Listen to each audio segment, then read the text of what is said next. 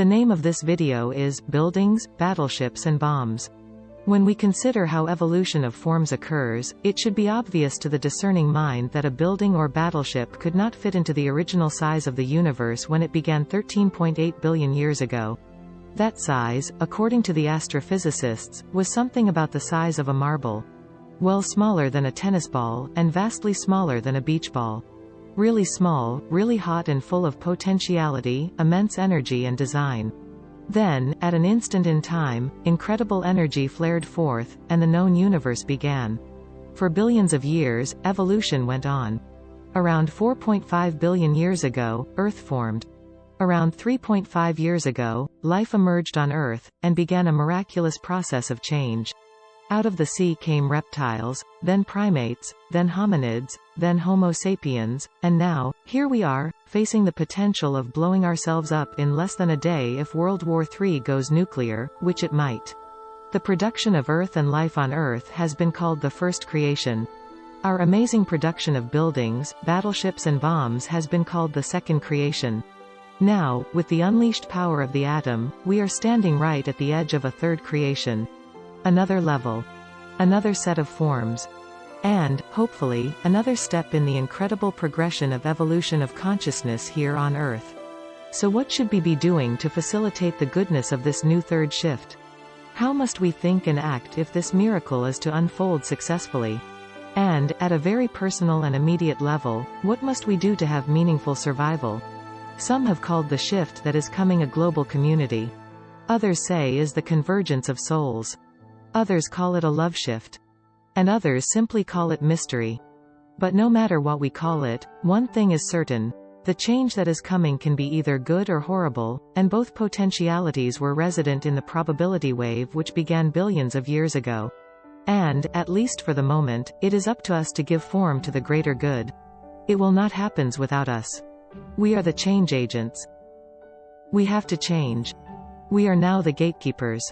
We are in full control.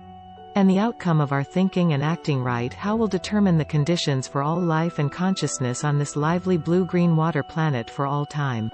This moment is that critical. The importance of our responsibility cannot be overstated. With war, the climate, water, population and the myriad other issues we face on Earth, it's now or never, and it's up to us. And, like it or not, the system cannot reveal the better future we all wish for if we don't change ourselves. What this means is that, we, as a species, individually and collectively, have to be the change we want to see in the world. So, regarding the war in Ukraine, for example, let's see what can be learned here. First, it should be obvious that war doesn't work anymore. Yes, humans can make war. But look at the damage it causes, and the horrendous atrocities it fosters. And, with the nuclear threat, look at how close we are to full species annihilation. Obviously, if the will of the cosmos is for positive change and benevolent consciousness, war is obsolete. Yes, as a potentiality, it does derive its possibility from conditions in the emergence of the universe. But, no, it is not good, useful or in alignment with the purpose of system itself. Therefore, right now, we Earthlings have an important task. We need to learn from the design and intention of the cosmos and align with it. We need to see with new eyes, and move into the unknown with openness and courage. And, we need to trust that, in that first little marble, we have everything we need to create a global community with a culture that works for the benefit of all life. This is what we are designed to do. It's what the system has made for us to do. And, now, it is what we must do in order to survive. Will we learn together? Will we make our collective survival superordinate to our individual lives? Will we develop our souls as a seventh sensing organ, and then, collectively, emerge our collective souls as the next iteration of that organ? Will we tap into the miracle of life for guidance, and give peace a chance? These and other profound questions, and their answers, will define our species on Earth for all time. This is our chance to emerge what has been called Worldview 3.0.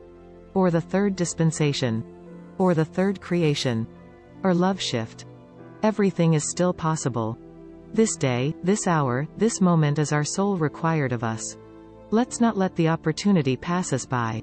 Let's take creative initiative, move beyond war, learn how to peace, as a verb, and hand over to our children and grandchildren a planet, and a culture, that is worthy of them and their innocent spirits. We have come so far. The miracle is still unfolding.